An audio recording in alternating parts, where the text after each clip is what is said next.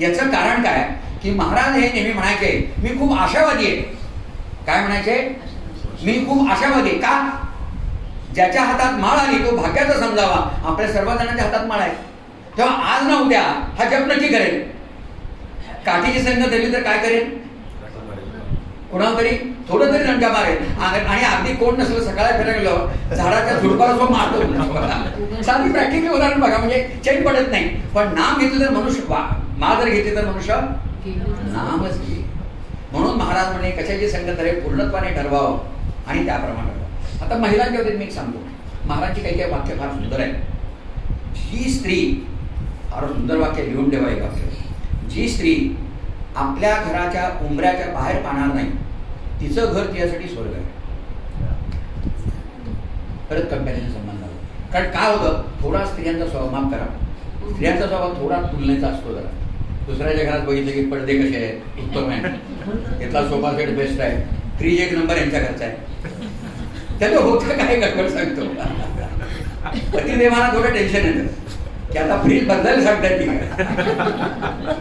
नाही का माहिती याच्यात सांगतो काय, ते काय वाईट आहे असा तर भाग नाही. पण मनामध्ये कुठेतरी असा अंकुर, आणि तो अंकुर धोकादायक आहे.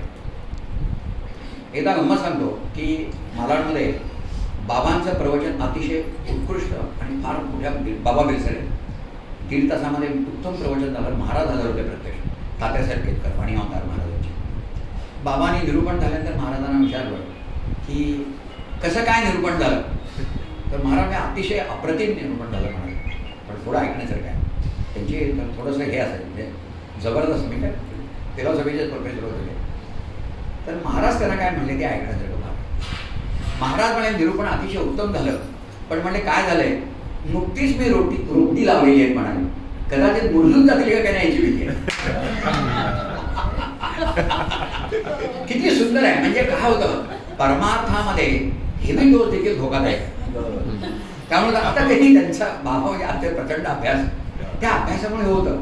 पण महाराज किती कंट्रोलमध्ये, लक्षात ठेवा की ते हळूहळू नामाचं प्रॅक्टिस सुद्धा हळूहळू करायला सांगतात.